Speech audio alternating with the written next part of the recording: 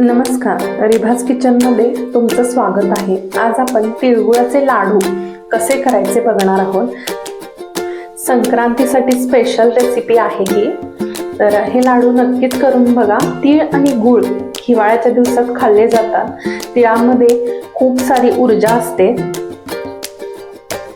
संक्रांतीमध्ये तीळ आणि गुळाचे दान करतात, म्हणजे तिळगुळापासून बनवलेल्या वस्तूंचे दान करतात। तीळ गुळ हे खूप शुभ मानले जातात आणि गुळाने आणि तिळाने आपल्याला शरीराला हवी तितकी उष्णता मिळते। थंडीच्या दिवसांमध्ये हे लाडू खाण्यासाठी अत्यंत पौष्टिक आहेत। तर चला याची आपण रेसिपी बघूया। तर याच्यासाठी 1 वाटी गूळ घेतलाय, पाऊण वाटी तीळ घेतलेत। हे तीळ विदाउट पॉलिशचे घेतलेत मी, आणि पाऊण वाटी भाजलेले साल काढलेले शेंगदाणे घेतले आणि थोडंसं किसलेलं खोबरं घेतलंय। तर आता पहिल्यांदा आपण काय करायचं, हे तीळ जे आहेत ते भाजून घ्यायचे। त्यासाठी मी इथं एक पॅन घेतलाय। गॅस सुरू करून थोडा वेळ हा पॅन चांगला गरम होऊन द्यायचा। आता याच्यामध्ये मी तीळ घालते आणि चांगले हे मंद आचेवरती भाजून घ्यायचे। जास्त करपवायचं नाहीये। तिळाचा वास आला किंवा असा चटचट आवाज आला की गॅस बंद करून द्यायचा, तीळ भाजलेत असं समजायचं।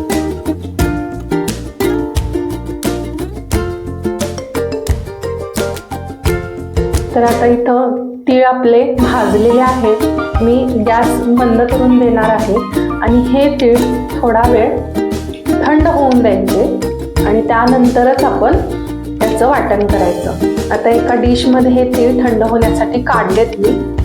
याला 5 मिनिटं असंच थंड होऊन द्यायचं। तोपर्यंत आपण गूळ आणि शेंगदाणे मिक्सर जारमध्ये बारीक करून घेऊया। 1 वाटी गूळ काढून घेतला मी मिक्सर जारमध्ये आणि पाऊण वाटी शेंगदाणे, हे सगळं चांगलं बारीक करून घ्यायचं।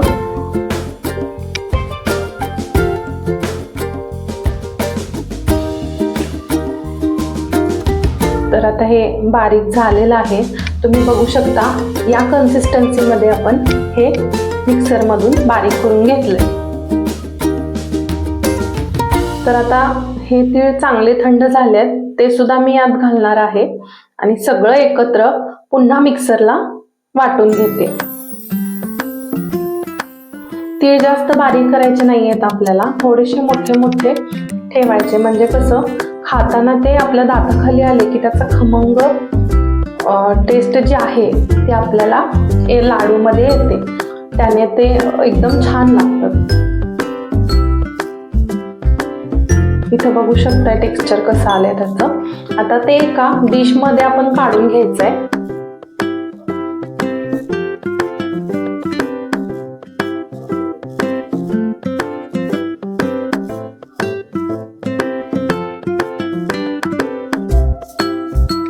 तर अशा पद्धतीने इथं काढून घेतलेत हे तिळाचे लाडू।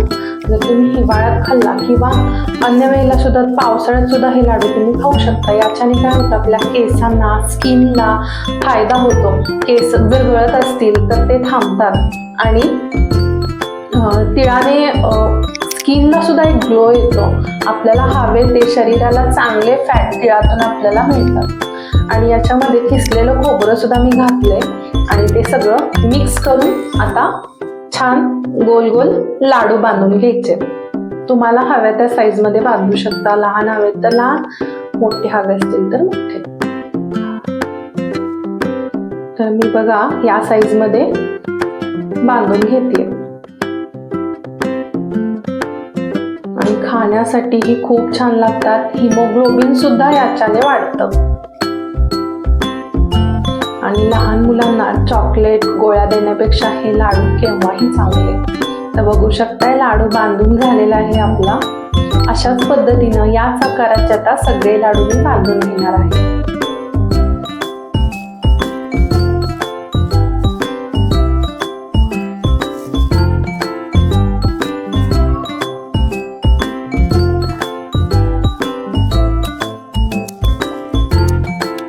तुम्हाला हवं असेल तर याच्यामध्ये हे सारण तयार झाल्यानंतर यात 1 चमचा तूप सुद्धा घालू शकताय.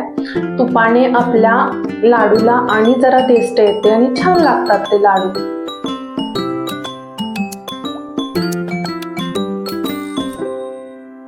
इथं लाडू तयार झालेले आहेत. तुम्ही ही रेसिपी नक्की ट्राय करा. खूप हेल्दी रेसिपी आहे आणि रेसिपी आवडल्यास लाईक आणि सबस्क्राईब करायला विसरू नका. धन्यवाद. Bye bye.